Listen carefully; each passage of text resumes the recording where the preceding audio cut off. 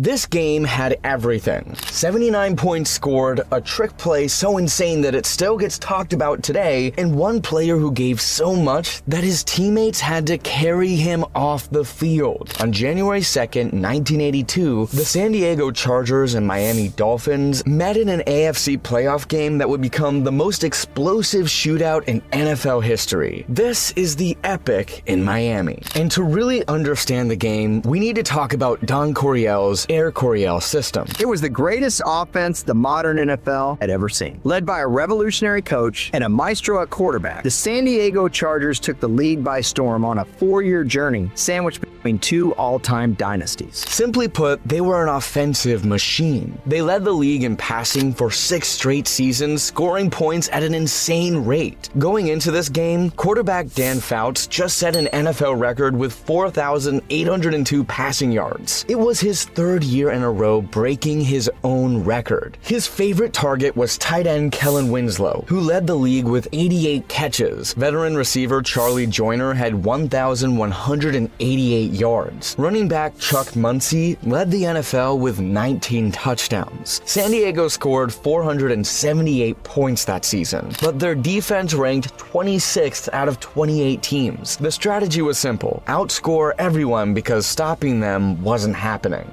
The Miami Dolphins were the complete opposite. They went 11-4-1 under Don Shula and won the AFC East with defense. Their unit was called the Killer Bees because 6 starters had last names starting with B. They ranked 5th in points allowed and had given up just 13 points in their last 2 games combined. Miami's offense ran a quarterback platoon between David Woodley and backup Don Struck. They had running back Tony Nathan who could hurt you multiple ways. The Dolphins didn't need flash. They just needed their defense to win games. 2 completely different teams. The Chargers wanted to throw 50 times and score 40 points. The Dolphins wanted to grind it out and win ugly. And then there were the conditions. Game time, 76 degrees with 80% humidity. Real field temperature, 88 degrees. Hot and sticky. Nobody knew how much that would matter. Miami, Florida, on another beautiful January day. Temperature in the high 70s, humidity not bad, a breezy wind.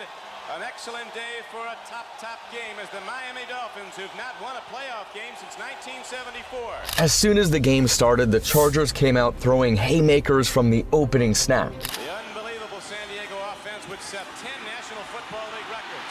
Fouts has a problem. He doesn't like to run, but this time he has to, and he throws a strike to Kellen Winslow at midfield. On their first drive, Dan Fouts found Wes Chandler for a 47-yard bomb. 3rd down and 13 coming up for San Diego. Fouts takes a look way downfield, gets it away. Wes Chandler goes up and gets the ball, and he's inside the 25-yard line. Just like that, they were in field goal range. Kicker Rolf Benerschka knocked through a 32-yarder. 3-0 Chargers. Miami's offense went 3 and out, and then Tom Morris, rookie punter from Ohio State, hits the ball downfield. Up back takes it, not too deep. This is Wes Chandler, and he is all trouble in an open field, and Wes Chandler could go the distance. Wesley Chandler's inside the 10. He's in the end zone. And there are no markers down, and San Diego rips out to a 9-0 lead. Then things got wild. On the kickoff, the ball bounced high and short, and somehow it ricocheted right back into San Diego's hands. They recovered their own kick. A few plays later, Chuck Muncie punched it in from 1 yard out. Muncie again, touchdown San Diego, and all of a sudden with 3:59 to go in the first quarter, the Chargers have blasted this game wide open. At this point, the Dolphins were reeling. David Woodley dropped back to pass and threw it right into the arms of Charger safety Glenn Edwards. Now, here's a free ball, and San Diego has it. It's intercepted by Glenn Edwards. He's going in, unless Ed Newman can get him, and he does. The interception set up San Diego at Miami's 35-yard line with perfect field position. Fouts went back to work and found James Brooks in the end zone for an 8-yard touchdown. 3rd down. 7 for the first down. Swing pass to James Brooks. Foot race with A.J. Dewey. And San Diego's in the end zone again. By the time the first quarter ended, it was 24-0 Chargers. The Dolphins looked lost. Eric Coryell had shredded Miami's vaunted defense in less than 15 minutes. Coming back from a 24-point deficit in the playoffs, that was surely impossible. Miami's season was done, but football has a funny way of changing when you least expect it. Miami's next drive went nowhere, and Don Shula had seen enough. David Woodley was 2 for 5 with 20 yards, 1 interception, and a quarterback rating of 12.5. That's about as bad as it gets. Shula made the call to pull him. First half, John. We see Strock in under the quarterback, under the center right now. And if you're a quarterback in a situation like this, I expect him to go down the field, make something happen, get people excited. I don't think it'll do him any good to run the ball off tackle. The guy was a career backup. He'd spent years sitting behind Bob Grease and had only started 1 game all season, but now this was his moment. And that very first play, he certainly did get people excited. Sacked pretty often. Here's a throw, and he makes the connection. Down Strock goes to Duriel Harris, a 16-yard gain and a Miami first down. Strock kept moving the ball down the field, mixing runs and short passes. The drive stalled in San Diego territory, but kicker Uwe von Schamann nailed a 34-yard field goal, 24-3. Still ugly, but at least they were on the board. Then Miami's defense finally woke up. They swarmed Dan Fouts and forced a fumble. Look out, free ball. On 2nd and 10, Fouts is jarred free of the football. Yep, Miami's got it. Which put them on the 39-yard line. And from there, Strock took advantage. A few plays later, he found tight end Joe Rose. Strock gets it away. Touchdown to Joe Rose. They go to the tight end.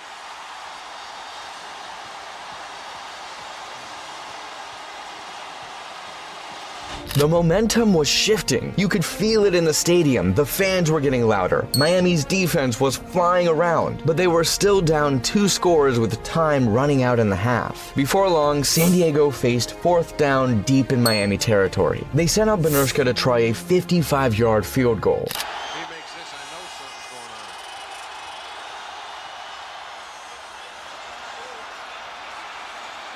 on. Miami takes over with 30 seconds to play in the half. They moved it down to the 40 with 6 seconds left. Time for one play. Strock huddled up his offense. They'd practiced this play all season. It had never worked in practice.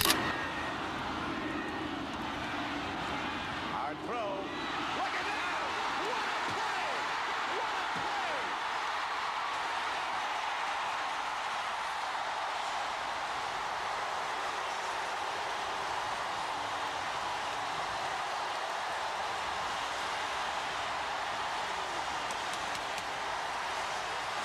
What a play! What a play! Hall of Fame football play. That goes to Canton. The Orange Bowl has gone from stunned silence in the first quarter when the Dolphins were down 24-0 to absolute mayhem. Everything had shifted. The Chargers walked into the locker room knowing they'd just blown a 24-point lead in 1 quarter. The Dolphins knew they had life. The second half turned into a shootout. Both offenses were rolling. Defense was optional at this point. First down and 10 now, Miami.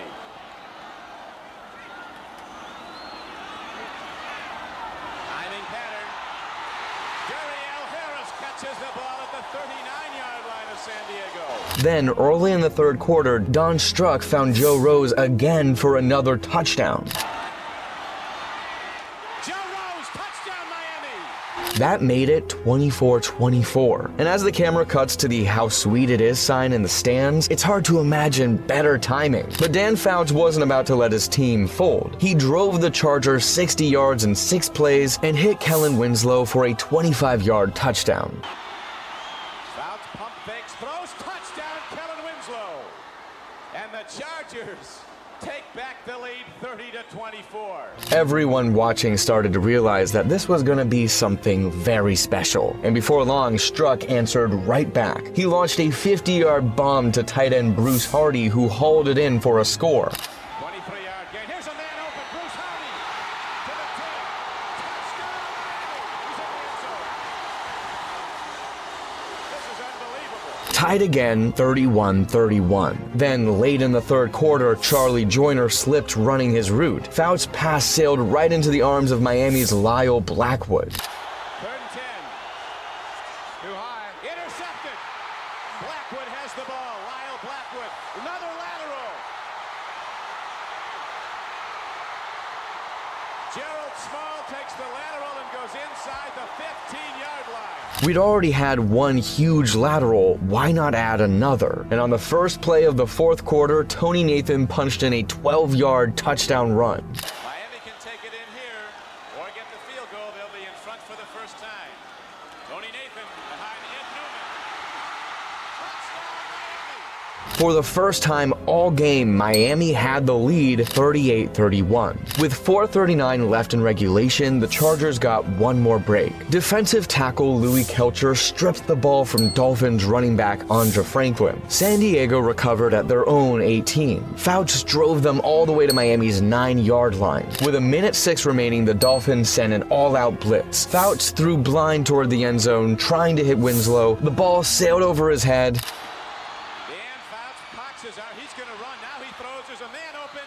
James Brooks, touchdown, San Diego with 59 seconds to play. James Brooks wasn't even supposed to be a receiver on the play. He'd stayed in to block, saw nobody coming at him, and just ran into the end zone at the right time. The game was tied at 38-38. After the Chargers tied it up, Miami took over at their own 40 after a squib kick. They only needed a field goal to win. Tony Nathan caught a pass for 17 yards. Tommy Vigorito ran for 6 more. The Dolphins were at the Chargers' 26-yard line, close enough for a field goal attempt. Uwe von Schamann lined up for a 43-yarder. This was it. If he made this kick, the Dolphins would complete one of the most insane comebacks in NFL history. The kick itself.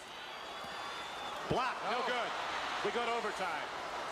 Overtime in Miami. Kellen Winslow stretched his 6'5" frame as high as he could reach. His fingers barely tipped the ball, just enough to knock it off course. He literally gave everything he had, and it came down to inches, like it so often does in the biggest games. We were going to overtime. By now, both teams were running on empty. Players were cramping up on both sidelines. Some were getting IVs, others were throwing up. Everyone just wanted this thing to end. San Diego won the coin toss and took the ball. Fouts started moving them down the field, hitting his receivers on short routes. They drove all the way inside the Dolphins' 10-yard line. Venerska came out to attempt a 27-yard field goal. We all find out together right now. It's no good. Somehow, this crazy game still had more to give. Miami took over and started driving. They got deep into Chargers territory and sent out von Schamann for a 35-yard attempt, but he missed 2. Both teams had a chance to end it and were still tied. Someone needed to step up to take control, and that's when Fouts went back to work. He drove 74 yards all the way to Miami's 10-yard line. Benershko lined up again. He'd already missed one. The pressure was massive. Ed Luther holds. It is up, and the game is over. The San Diego Chargers win. After 13 minutes and 52 seconds of overtime, the Chargers won 41-38. And then came the image that pretty much summed up the entire game. Kellen Winslow being carried off the field by his teammates because he physically couldn't walk anymore. He'd caught 13 passes for 166 yards and a touchdown, setting a playoff record. He blocked the field goal at the end of regulation to force overtime. During the game, he'd been treated for a pinched nerve in his shoulder, severe dehydration, cramping all over his body, and a gash in his lip that needed 3 stitches. The numbers from this game were absurd. Fouts went 33 for 53 with 433 yards and 3 touchdowns. Don Struck came off the bench and went 29 for 43 with 403 yards, 4 touchdowns, and a passer rating of 118.7, 79 combined points, over 1,000 total yards. The Chargers alone set 15 divisional playoff records that day. But Kellen Winslow might have had the best performance out of everyone. It's NFL lore. Kellen Winslow is a football hero that night. 1 week later, the Chargers had to travel to Cincinnati for the AFC Championship game. From the tropical heat of Miami to the frozen tundra of Ohio, the air temperature was -9 degrees. The wind chill hit -59. That's an insane temperature swing in 7 days. Air Coryell's precision passing attack pretty much froze. Fouts couldn't grip the ball. His receivers couldn't catch. The Bengals dominated 27-7. Just like that, San Diego's season was over, 1 game short of the Super Bowl for the 2nd straight year. The following season didn't go much better. It was strike-shortened only 9 games. The Chargers made the playoffs and beat the Steelers in the first round. Then they had to face Miami again, in Miami again. This time, the Dolphins got revenge. They crushed San Diego 34-13. Fouts threw 5 interceptions, and David Woodley, the guy who'd gone 2 for 5 with 20 yards in the epic before getting benched, threw 2 touchdowns. That was the last playoff game Dan Fouts, Kellen Winslow, Charlie Joyner, and Coach Don Coryell would ever play in together. The Chargers didn't make the playoffs again until 1992, 10 years later. Fouts, Winslow, and Joyner all made the Hall of Fame. All 3 are considered among the best to ever play their positions, but none of them ever played in a Super Bowl. The epic in Miami was their peak. That one overtime win in the sweltering heat was as close as they ever got. As for Miami, David Woodley bounced back from his terrible performance and led the Dolphins to Super Bowl 17 that next season. They lost to Washington, but at least he got there. The following year, a rookie named Dan Marino took his job. As for Don Struck, well, his incredible performance in the epic was the highlight of his career. He last played in 1988 as a backup for the Browns. The Chargers didn't beat the Dolphins in Miami again until 2019, a whopping 37 years later. By then, they'd moved to Los Angeles and most people had forgotten about the teams that played in the epic. When the league ranked its 100 greatest games of all time, this one came in at number 4. The hook and lateral made the list of the NFL's 100 greatest plays, and the game proved something that every football fan knows: no lead is ever safe. It was pretty much a perfect storm. 2 completely different philosophies colliding in the heat. A 24-point comeback, a trick play that had never worked in practice, missed field goals, overtime chaos, and one player who gave so much that he literally couldn't stand at the end. When everything lines up right, football gives you some of the best drama in the world. If you enjoyed this video, be sure to check out the most violent game in NFL history.